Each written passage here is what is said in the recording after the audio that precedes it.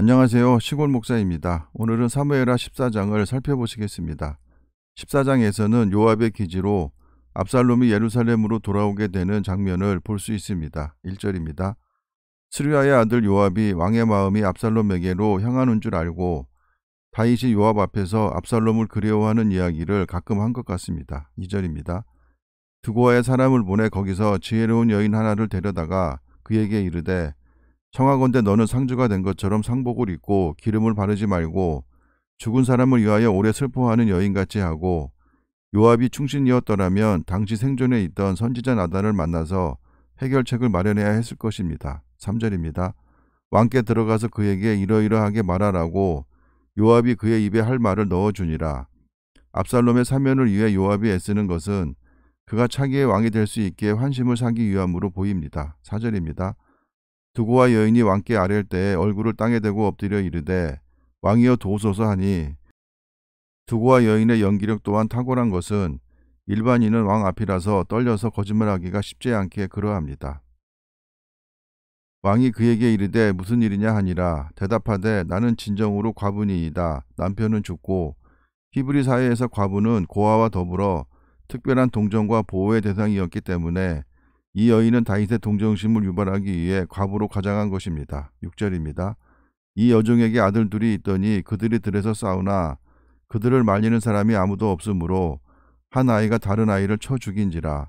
이 죽음은 과실치사로 볼 수도 있으나 압살롬이 암논을 죽인 것은 계획된 모살이었습니다. 7절입니다. 온 족속이 일어나서 당신의 여종 나를 핍박하여 말하기를 그의 동생을 쳐 죽인 자를 내놓으라. 우리가 그의 동생 죽인 죄를 갚아 그를 죽여 상속자 될 것까지 끊겠노라 하오니 그러한 적 그들이 내게 남아있는 숯불을 꺼서 내 남편의 이름과 씨를 세상에 남겨두지 아니하겠다 하니 다윗의 우유부단함을 이용하여 율법의 본질에 관한 판단을 제대로 하지 못하도록 여인이 유도하고 있습니다. 8절입니다. 왕이 여인에게 이르되 내 집으로 가라. 내가 너를 위하여 명령을 내리리라 하는지라. 두고와 여인의 호소를 다 받아들여 그 남은 아들이 죽지 않도록 선처하겠다는 대답입니다. 9절입니다.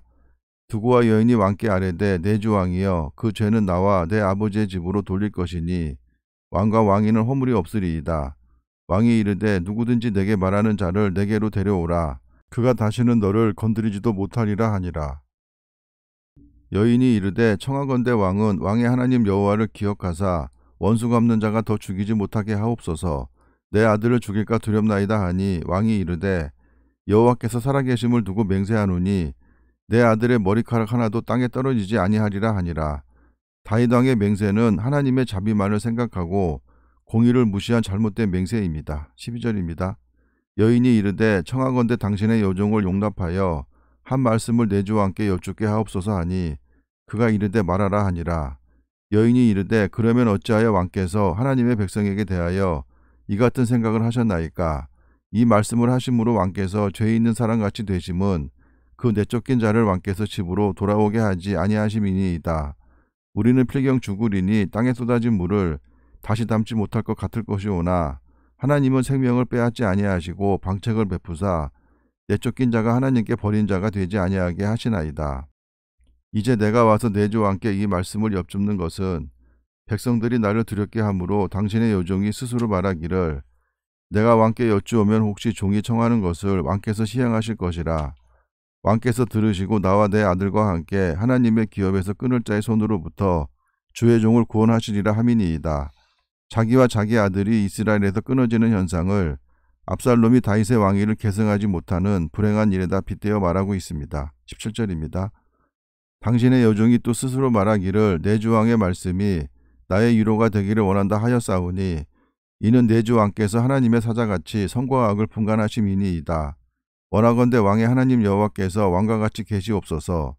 왕이 그 여인에게 대답하여 이르되 바라노니 내가 내게 묻는 것을 내게 숨기지 말라. 여인이 이르되 내 주 왕은 말씀하옵소서.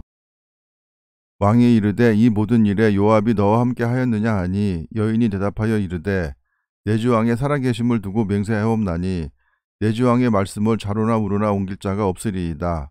왕의 종 요압이 내게 명령하였고 그가 이 모든 말을 왕의 여종의 입에 넣어 주었사오니 이는 왕의 종 요압이 이 일의 형편을 바꾸려 하여 이렇게 함이니이다.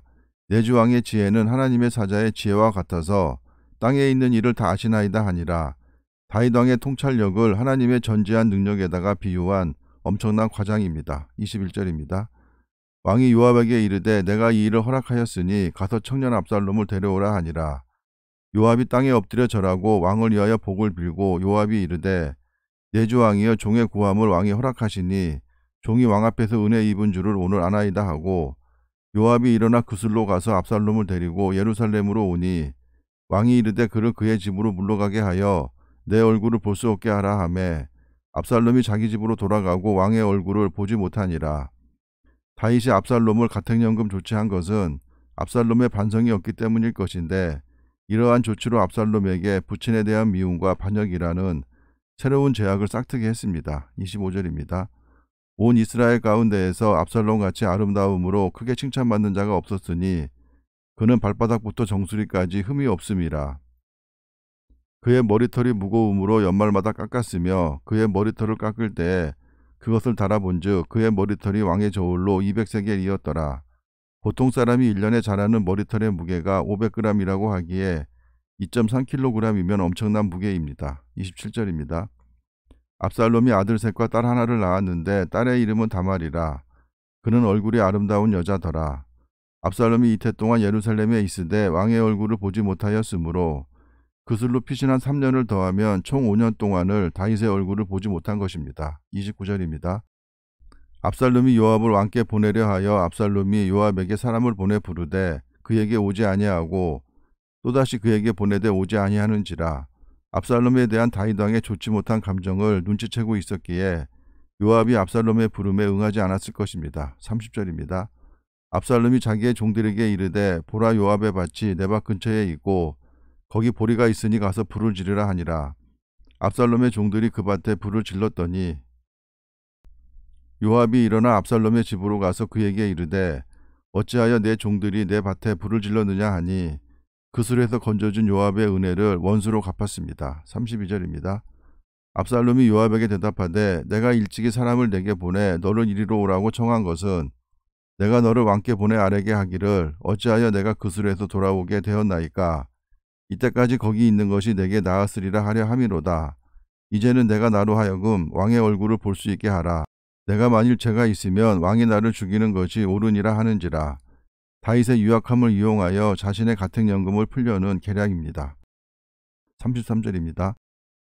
요압이 왕께 나아가서 그에게 아뢰매 왕이 압살롬을 부르니 그가 왕께 나아가 그 앞에서 얼굴을 땅에 대어 그에게 절하매 왕이 압살롬과 입을 맞추니라. 입을 맞춘 것은 화해의 표시인데 다윗은 여기서 압살롬의 반란을 허용하는 결정적인 실수를 범하게 되었고 압살롬은 다윗이 늦게 부른 것에 앙심을 품어 반역을 계획한 것 같습니다. 사람들은 부자가 되거나 권력을 손에 쥐게 되면 무조건 행복하고 즐거우리라고 생각합니다. 그래서 돈이나 권력을 위해 자신의 인생 전부를 거는 사람들이 질비하고 그 대열에서 탈락하게 되면 자살이라는 극단적인 선택을 하게 되는 것을 쉽게 접할 수 있습니다. 그러나 다윗이나 그의 아들 솔로몬의 삶을 통해 모든 권력이나 부귀영화가 헛된 것임을 깨달아야 할 것입니다. 그래서 믿는 자들은 하나님의 말씀인 진리를 그 마음속에 받아들이므로 진리가 주는 자유와 평안함을 누리고 살아야 할 것입니다. 감사합니다.